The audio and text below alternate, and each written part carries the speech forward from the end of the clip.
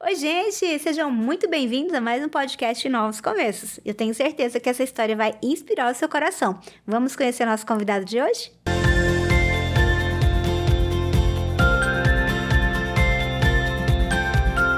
E a nossa convidada de hoje é Monique Cavalcante. Seja muito bem-vinda. Obrigada, pastora. Que prazer e honra estar aqui, né? Nunca imaginei estar num podcast aqui da Lagoinha. Olha só! Eita! Glória a Deus! Pois é, a gente quer conhecer um pouquinho mais da sua história e eu tenho certeza que vai edificar muitas pessoas. E por isso, aqui a gente começa sempre fazendo uma pergunta. Como é que foi o seu encontro com Jesus? Então, vamos começar do comecinho, né, pastora? Eu vim de uma família onde eu sou filha única, né, meus pais, e nós não conhecíamos o evangelho, né, então quando foi mais ou menos por volta dos 11 anos, meus pais sempre brigaram em casa, minha mãe sempre procurou em outras religiões, aquele vazio, né, preencher aquele vazio, então foi no budismo, foi em várias outras religiões, e aí quando eu tinha 11 anos, por volta dos meus 11 anos, o meu tio, ele era cristão, e ele entregou pra mim uma fita cassete da Aline Barros, né, bem antiga, assim, bem dos primeiros CDs dela, né? Fitas na época. Se os jovens ouvissem, acho que não vai nem saber o que a gente tá falando, né? Sim. Fita cassete com louvor da Aline Barros. E eu comecei a cantarolar isso em casa. Uhum. E aí, a igreja que meu tio ia era uma igreja de oportunidades, né? Que sempre tinha pessoas lá que podiam ir lá e cantar, enfim. E aí, meu tio me convidou, falou assim, você podia cantar lá na minha igreja, né? Olha Falei, só. tá bom, sem entender o que era evangelho, o que era igreja, o que era tudo. E aí eu fui na igreja do meu tio, lá tinha o playback, enfim, a gente cantou. E aí a partir de então a minha mãe também começou a ir junto comigo e nós começamos a frequentar essa igreja, né? E lá era muito legal assim, porque eu não entendi o que era exatamente o que eu estava fazendo ali, mas aquilo realmente me preenchia de alguma forma.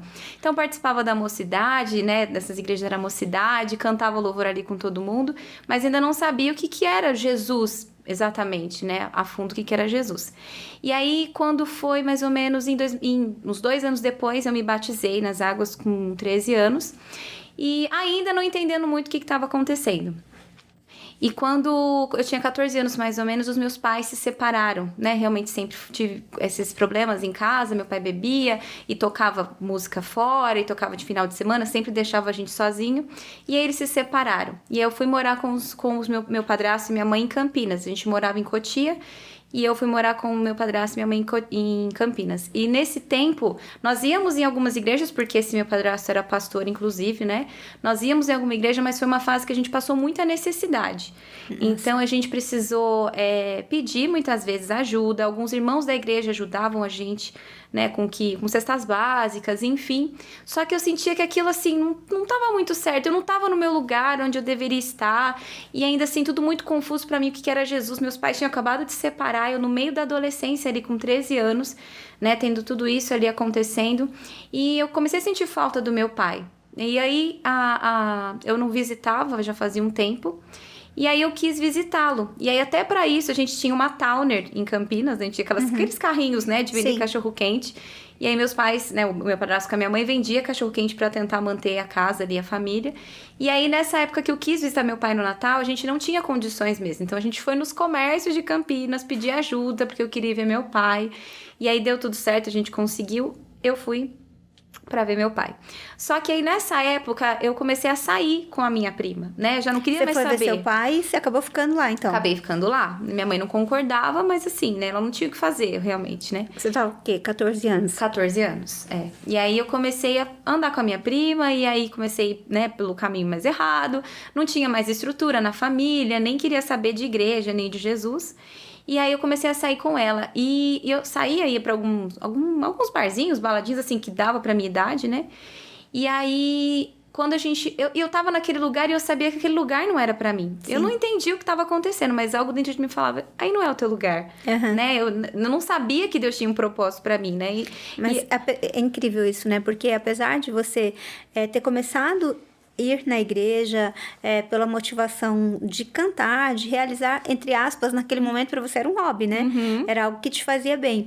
Mas o Senhor, ele já começa a ter um relacionamento, começa a te atrair e você começa a entender que existe algo que é diferente daquele contexto que você vivia familiar, né? Exatamente, pastora. E eu acho legal também, porque naquela época tinha mocidade, mas a gente não tinha hoje, por exemplo, como a gente tem aqui na Lagoinha e em tantos outros lugares, uma estrutura pastoral para para jovens e adolescentes, né? Então, assim, era todo mundo junto ali. A mocidade cantava junto, mas não tinha uma instrução. Então, a gente não tinha, assim, uma conexão com outras pessoas da mesma idade, enfim. Para você falar naquela época que você era cristão na escola, a gente sofria, assim, né? Não é igual hoje, né? A forma como é disseminado, assim, o evangelho. A gente tinha vergonha de falar que era cristão. Então, a gente meio que se escondia ali, né?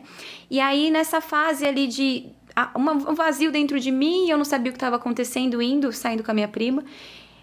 Algo no meu coração, né, e fez eu fazer, naquela época, um voto com Deus, falar com o Senhor, falar, Senhor, se realmente, assim, existe algo maior para minha vida, eu queria provar disso.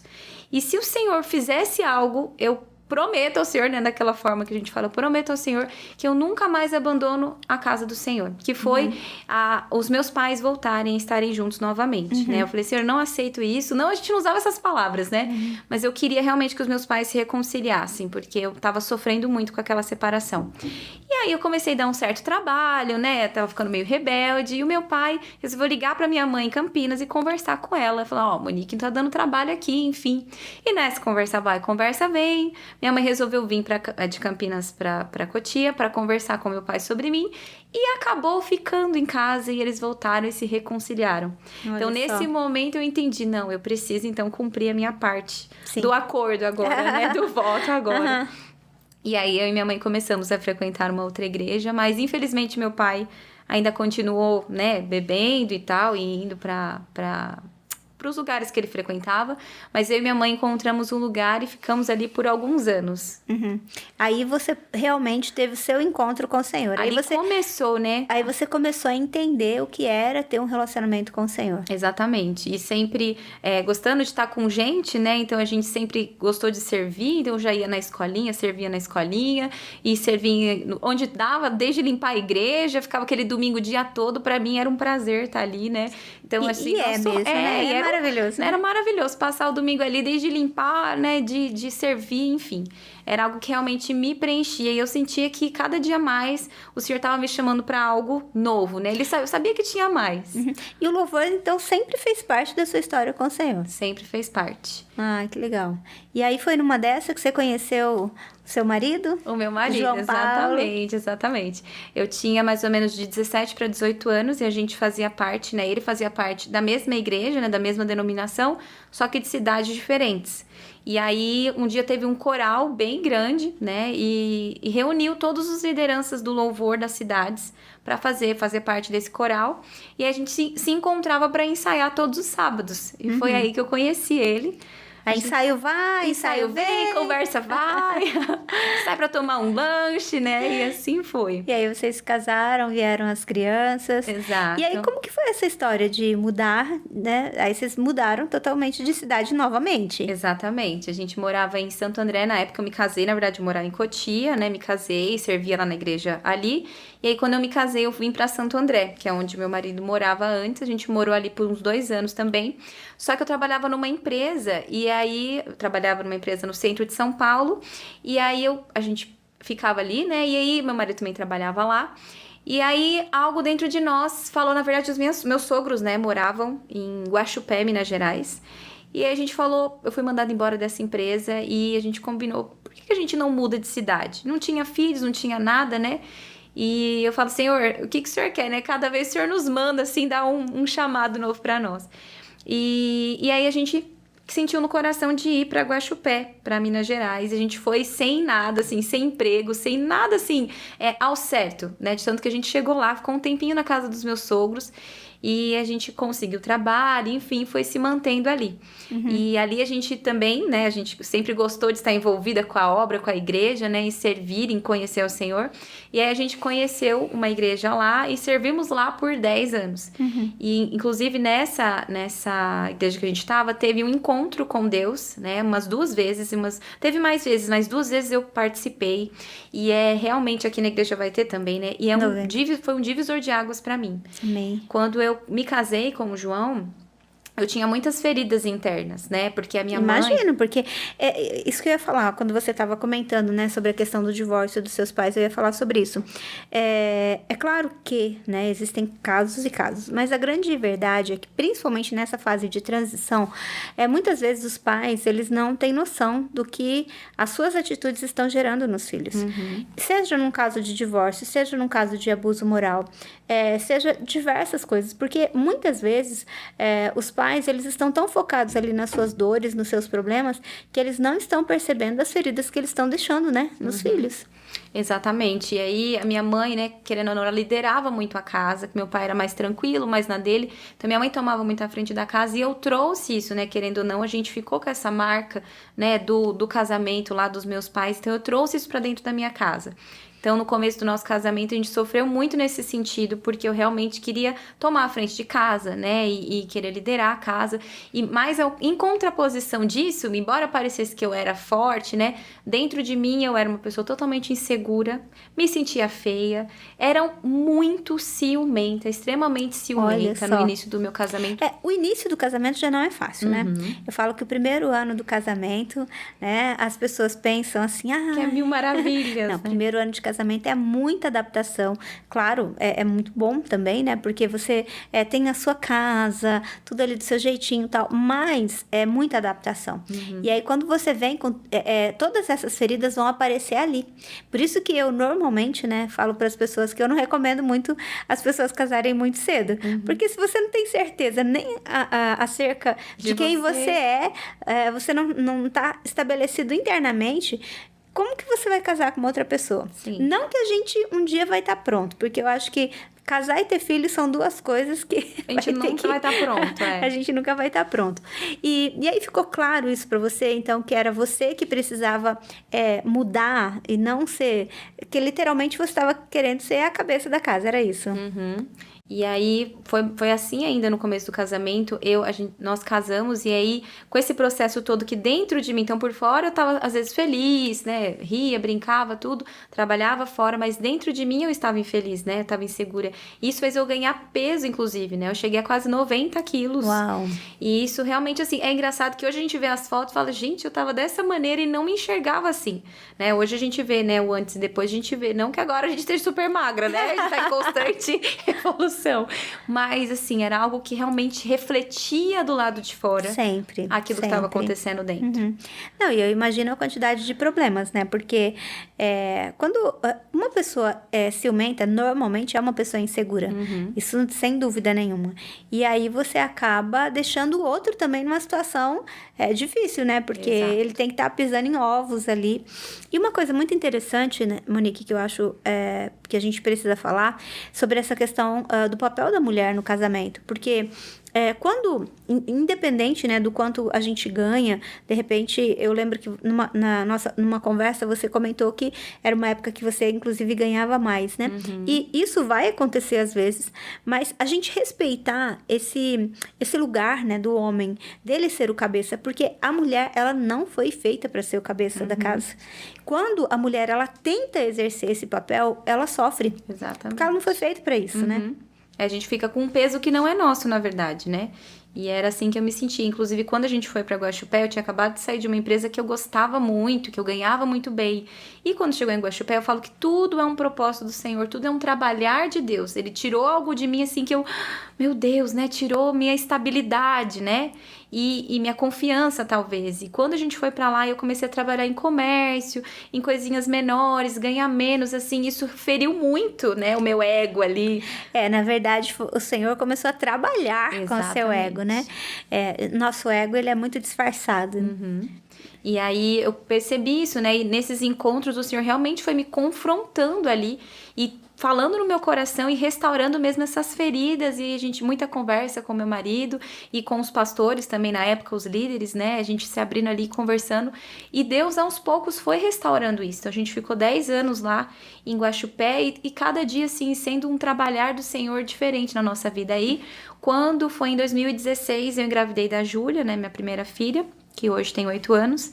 E logo eu passei muito mal na gravidez, os primeiros meses de gravidez, né? Tive muita hiperêmese gravídica, não sei se o pessoal vai conhecer, mas é quando você passa muito mal, muitas náuseas, muito vômito, enfim. E eu emagreci muito os primeiros meses de gravidez. E eu criei também ali que o Senhor estava trabalhando em mim, porque quando eu tive a Júlia, eu comecei a entender, o Senhor trabalhava assim dentro de mim, né? Eu ouvi a voz do Senhor falando, filha, agora você precisa literalmente se cuidar do seu espírito, porque vai ter um outro ser que vai precisar de você. Então você precisa mudar algumas coisas dentro de você para que eu possa te capacitar para essa maternidade, para esse novo tempo na sua vida. Sim.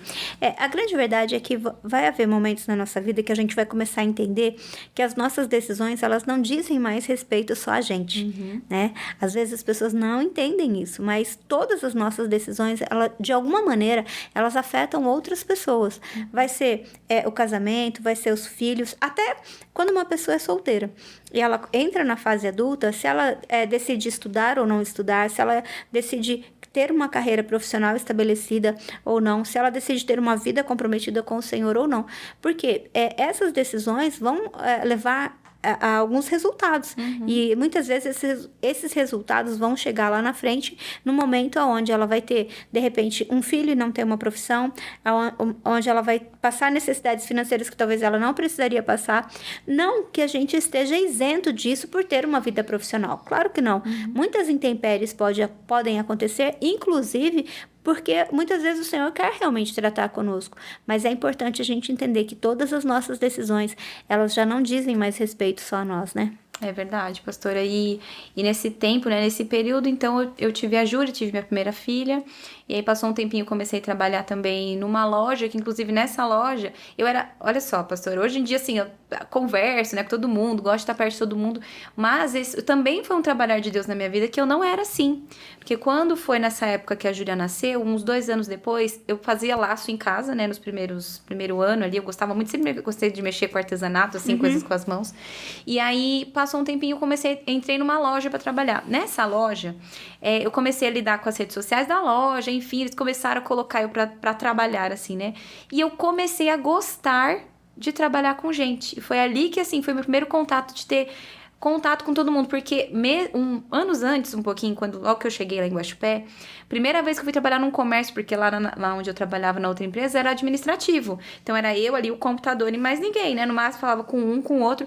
Quando eu tive que ir pra essa cidade menor, né, que Guaxupé tem 70 mil habitantes, comparado aqui com Bragança, que tem 100 e tantos, né? Então, eu tava ali na cidade, e aí comecei a trabalhar nesses lugares. Quando eu fui a primeira vez no comércio, pastora, eu fui pra minha mãe. Liguei pra minha mãe, eu não nasci pra trabalhar com gente. Vinha as pessoas pra atender no balcão, e eu morrendo de medo, né? Então, eu falo que o Senhor literalmente é Ele. Uau. Se a gente dá liberdade, Ele Deus realmente trabalha, muda. Né? Ele transforma mesmo. E aí, eu comecei a trabalhar nesse outro lugar, e logo chegou a pandemia, que foi em 2020.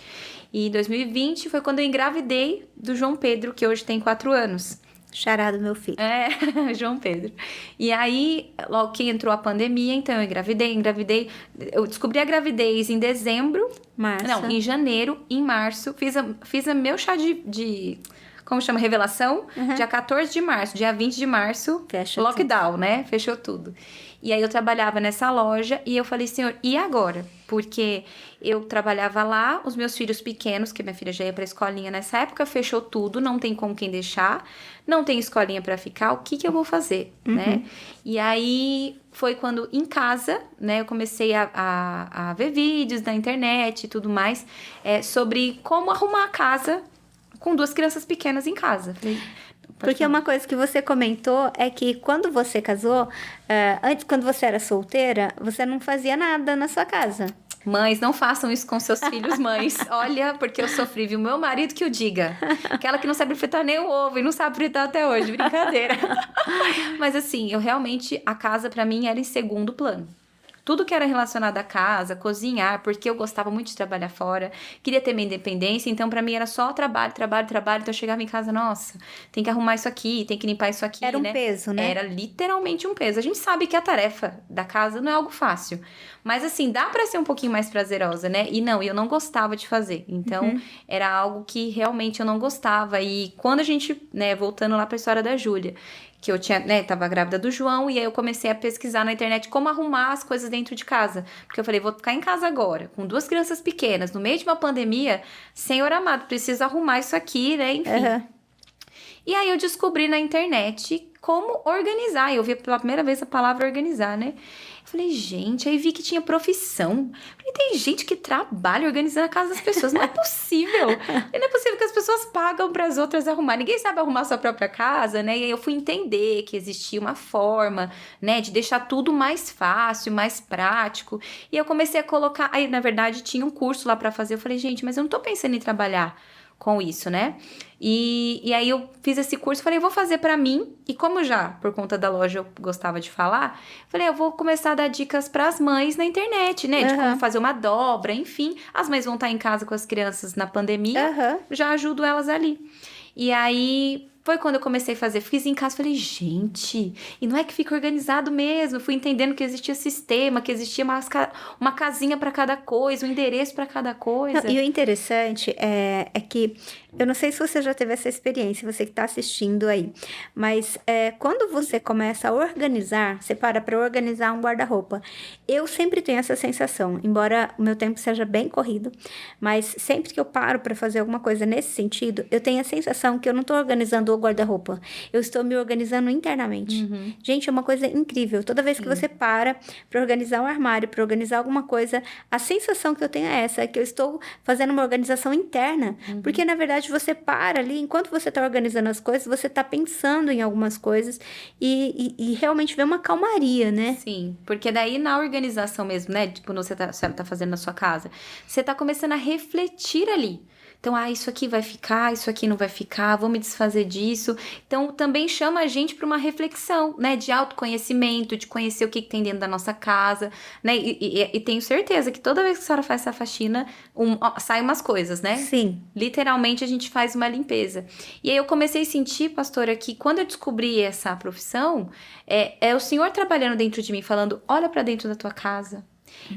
Eu fiz você com essa essência de cuidado do lar, embora, né, tudo que você passou não te levou a isso, agora eu quero te chamar para algo novo, para algo diferente. Eu quero mostrar para você e tudo que o Senhor faz na nossa vida nunca é para nós mesmas também, Sim. né? É pra gente multiplicar isso, passar para frente, porque eu tenho certeza que muitas mulheres também hoje em dia têm esse muito de ser empoderada, né? A mulher lá faz tudo, pode tudo, e é igual a senhora falou, a mulher precisa saber o lugar dela. Sim. Porque enquanto a gente tenta ocupar o lugar do homem, o lugar às vezes de tantas outras pessoas, a gente não é feliz. E é importante a gente entender que cada pessoa tem um chamado, né? E não tem nada errado em trabalhar fora, não tem nada errado você ter uma profissão bem-sucedida externa, não tem, tá tudo bem. A única questão é que a gente precisa entender o nosso papel dentro da família, porque muitas vezes as pessoas, elas acabam perdendo o foco, né? Ela acaba querendo tanto ganhar mais dinheiro, ganhar status, ganhar projeção e tudo mais, e ela perde as coisas mais importantes da vida. E eu sempre digo que tudo começa na igrejinha lá de casa. Então, a nossa casa, ela é o nosso primeiro ministério, sempre. Tanto para a mulher quanto para o homem, seja para o pastor, seja profissional liberal, seja para quem for. Jesus, ele diz assim, o que adianta você ganhar o mundo inteiro e perder a sua própria alma? Então, a primeira coisa que nós precisamos entender é a nossa alma mesmo, né? No nosso sentido da nossa vida com o Senhor. Mas também há uma reflexão disso para nós, de que adianta a gente ganhar o mundo inteiro e a gente perder as coisas que são mais importantes. Quantas histórias tão tristes nós acompanhamos, né, de pessoas que viveram, inclusive ministerialmente, né? Viveram dentro de igrejas, e perderam a família, ou outras viveram tanto para uma vida profissional para dar coisas para os filhos, mas nunca deram um abraço no filho, nunca tiveram um relacionamento, né, com os filhos. Então, nós precisamos repensar mesmo, precisa haver um equilíbrio, e a gente veio de uma cultura, principalmente, houve uma geração onde, igual você mesmo comentou, que vocês tinham uma dificuldade financeira muito grande, que é sua mãe com você e tal. E aí, muitas vezes, a próxima geração, ela tenta compensar essa falta financeira. Exato. Só que nessa ideia, né, com esse objetivo de compensar a falta financeira, muitas vezes, ela vai gerar uma outra falta, que é uma falta emocional. Então, o que a gente precisa, na verdade, é o equilíbrio. Sim. A gente precisa entender que cada coisa tem o seu lugar. Tá tudo certo eu ser um profissional profissional bem-sucedido, tá tudo certo eu conquistar coisas, tá tudo certo eu dar uma condição melhor para minha casa, para minha família, mas eu não posso esquecer do que é de fato mais importante, né? Sim, a palavra também diz, né? Aquele que não tá apto, às vezes, para cuidar da sua própria casa, não tá apto para cuidar das coisas do Senhor, né? Literalmente, começa de dentro para fora. Então, não adianta nada a gente ser tão bem-sucedido se dentro da nossa casa a gente não tá cuidando da nossa casa, né? E parece bobeira, mas literalmente, quando a gente... A forma como a gente cuida da nossa casa também reflete nossa gratidão ao Senhor pelo que a gente tem. Com certeza. E a gente tá servindo o Senhor ali. Esses dias atrás, até a Lari do Louvor postou ali, a gente tava falando sobre isso, que uma moça, né, falando, Senhor, parece que eu não tenho tempo nessa correria nossa, né? A gente não tem tempo de tirar um tempo de devocional, enfim. E o Senhor falando pra ela que enquanto você tá lavando a louça, filha, é uma oração que você tá fazendo pra mim. Enquanto você tá servindo a sua família, a sua casa, cuidando da sua casa, é o teu momento devocional. Então, eu não sei a senhora, mas às vezes eu tô lá lavando a louça, eu tô lá, coloco um louvor lá, né? E você já tá adorando ao Senhor. Então, não a gente deixar em primeiro lugar, não a gente não deixar de fazer, né, as coisas externas, mas olhar com esse olhar mesmo de cuidado, porque a gente foi chamado para isso. E na verdade, se você for parar para pensar, todas essas coisas são respostas de oração. Provavelmente você orou pedindo para ter uma pessoa, para se casar, para ter filhos. Então, tudo isso são presentes. Exato. E se são presentes, eu preciso ser grato por eles. Só que o que acontece conosco é que muitas vezes a gente está vivendo um tempo de tanta pressão que a gente não para nem para desfrutar dos presentes. Sim. Então, quando foi a última vez que você sentou com a sua família à mesa, né, e desfrutou ali daquele momento?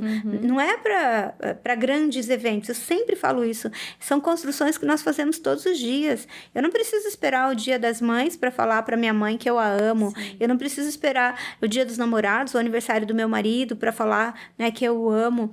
Os meus filhos, eles estão vendo isso. Eu não preciso esperar o dia do aniversário deles para falar o quanto eles são especiais. Eu posso fazer isso todos os dias. Eu posso fazer um elogio todos os dias, né? Eu posso agradecer ao Senhor pela minha casa todos os dias, por todos os presentes, pela minha saúde, pelo meu trabalho e por tudo, né? Então, de fato, a gente precisa aprender que a oração, ela não acontece apenas no secreto.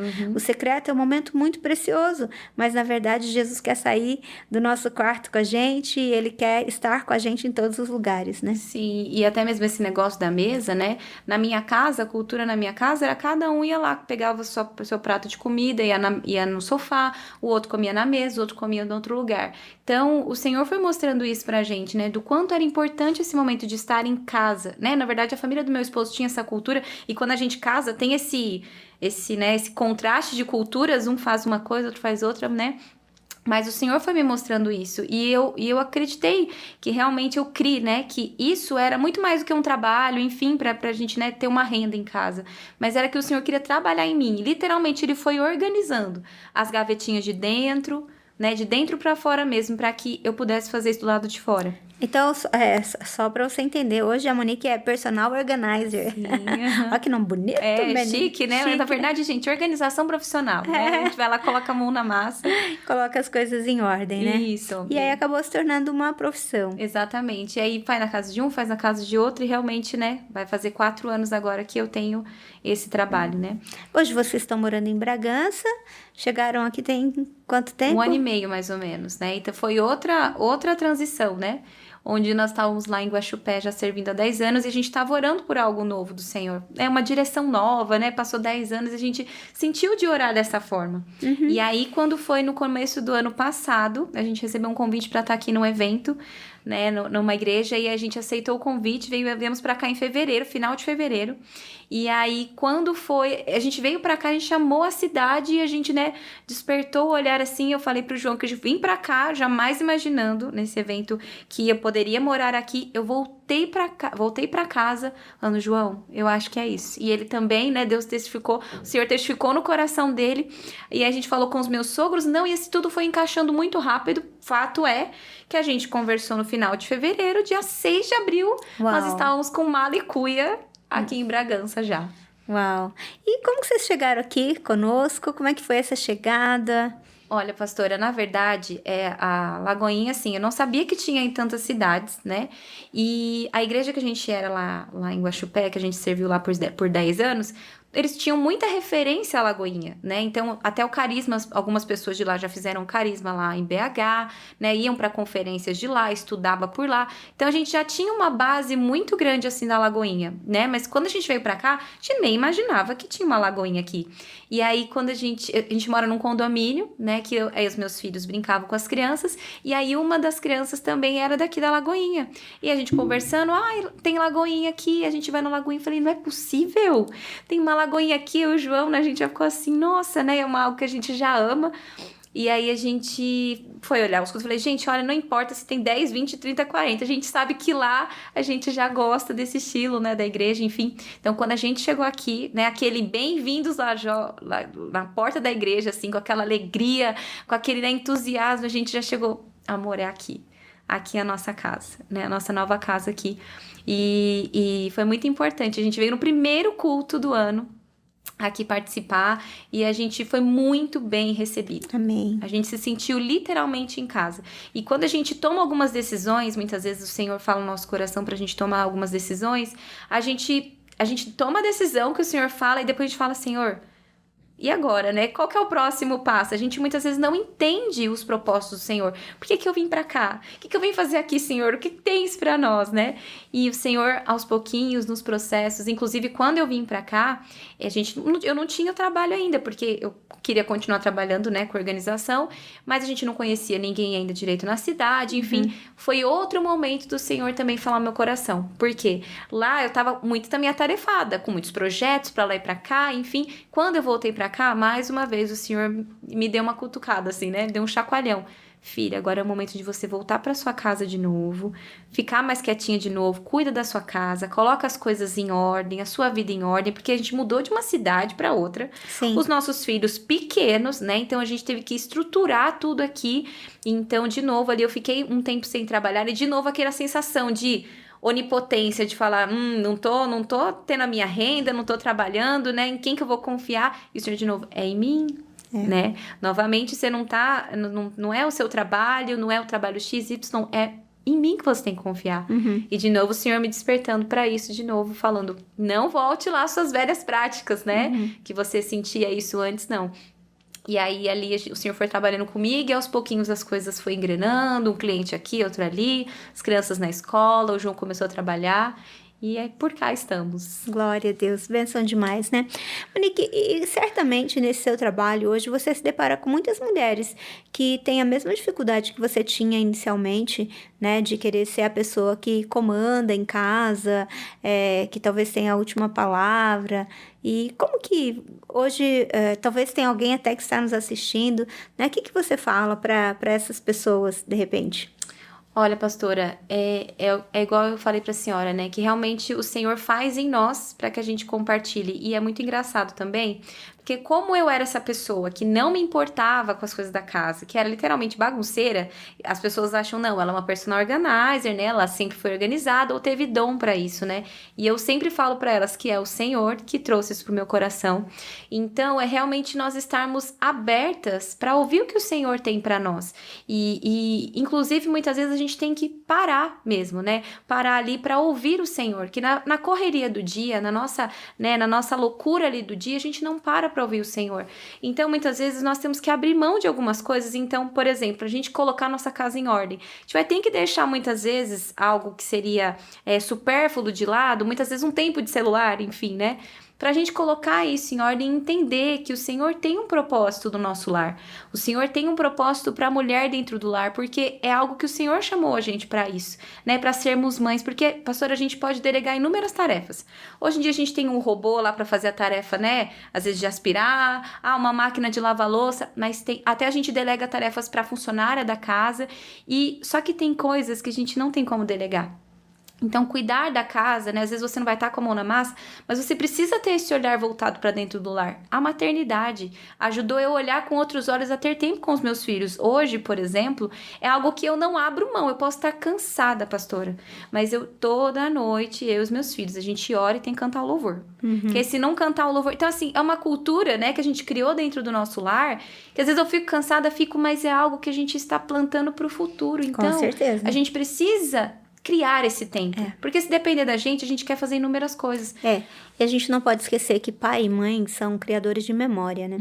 Às vezes, a gente não tem noção. Às vezes, a gente acha que os filhos estão aprendendo com o que a gente fala, mas eles estão aprendendo com o que a gente faz. Exatamente. E é incrível, eu vejo isso diversas vezes, as crianças perguntando alguma coisa, falando algo, não daquilo que a gente falou, mas daquilo que a gente está fazendo. Eles reproduzem Eles mesmo. reproduzem sim, sempre. Então, assim, é muito importante a gente entender que realmente há coisas que é impossível de ser delegado, né?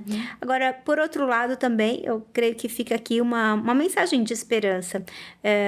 Muitas vezes, nós temos um histórico, né? É o meu caso e é o seu caso também, de ter uma família matriz, né? A nossa família inicial ali, uma família em desordem. E isso não significa que a nossa família que nós vamos construir vai ser assim. A partir do momento que a gente encontra com o Senhor, uma nova história pode ser escrita. Exato. Muitas vezes a gente vem de um lar desorganizado, de pais disfuncionais, às vezes adoecidos, né, por uma coisa ou outra. No seu caso, o seu pai era à noite, né, e tantas coisas, um ambiente hostil, né, com uma certa violência. Mas a gente percebe que quando nós encontramos com o Senhor ele nos dá é o Deus da segunda chance, é o Deus do novo começo, e a gente pode sim construir algo diferente. Nós não precisamos ser vítimas do nosso passado. Isso é tão maravilhoso, não é? E nem reproduzir, né? Exatamente. E crer que o Senhor realmente faz algo novo, né? Exatamente. E quebrar aquilo que estava no passado, e Ele realmente faz, né? E o que a gente espera da próxima geração? E os nossos filhos vão reproduzir. Então, embora a gente reproduzia, igual eu falei no início do casamento, eu reproduzi muitas coisas, mas o Senhor, né, me confrontou e nos ajudou mesmo. Então, o Senhor, Ele é capaz, né, de ajudar, de realmente pegar. Então, a gente precisa abrir o coração e falar, Senhor, eu não aceito que aquilo que eu vivi no passado, com a minha família, enfim, que se reproduza, né? Inclusive, algo que eu não contei, que eu acho importante a gente falar agora, que ali em 2020, o meu esposo, ele deu uma distanciada do Senhor, né? Embora a gente estivesse na igreja, a gente estivesse servindo, o coração dele se esfriou. E eu ali com criança pequena, né? Meu filho tinha meses, minha filha também tinha na época uns 3, 4 anos, e eu continuei perseverante, eu falei, não vou ficar, e já vinha o diabo, né, na nossa mente, ó lá, ó, tá vendo seus pais como era, o seu pai nunca quis saber da igreja, aí tá acontecendo tudo de novo, e eu perseverante, falei, Senhor, eu não aceito. Amém. Eu creio na minha família restaurada, porque Amém. Eu creio que o Senhor tem um novo começo para nós. Com certeza. E passado ali 1 ano e pouquinho, 2 anos, o Senhor falou o coração do meu esposo de novo. E eu creio, né, que como resposta de oração, como propósito, às vezes só ele sabe que ele viveu ali com o Senhor também nesse tempo.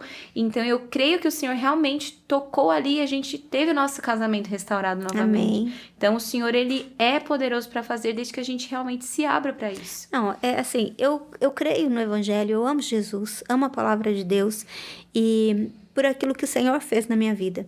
Mas, sem dúvida nenhuma, tudo aquilo que eu vejo o Senhor transformando gradativamente, dia após dia, hora após hora, ano após ano, só me faz continuar crendo e pregando num Deus da restauração.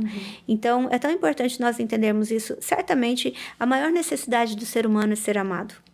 Pode acreditar, a maior necessidade do ser humano não é financeira, não é de status, não, a maior necessidade do ser humano é ser amado.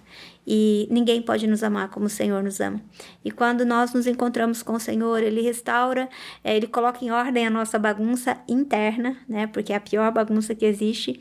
E gradativamente nós vamos tendo um relacionamento com Ele e, consequentemente, nós vamos construindo uma família, uma base, uma vida de transformação, né? E é isso que a gente vê também na vida de vocês aí, uma família, uma história de restauração, né? Sim. Uma pessoa que estava em busca de algo, né? E encontrou o que podia, o bem mais precioso, Sim, né? exatamente. Ai, glória a Deus. Monique, muito obrigada, né, por você vir compartilhar um pouco a sua história, essa história de transformação, Sim. de restauração, de um novo começo com o Senhor, de vários novos começos, Amém. né? E que o Senhor continue abençoando vocês. Amém. E claro, né, deixar para você aí que está nos assistindo também, eu não sei em que fase da sua vida você está, mas dizer para você que o nosso Deus, ele é um Deus que faz da estéril mãe de filhos. Ele é alguém que pega o órfão e faz com que essa pessoa viva em família.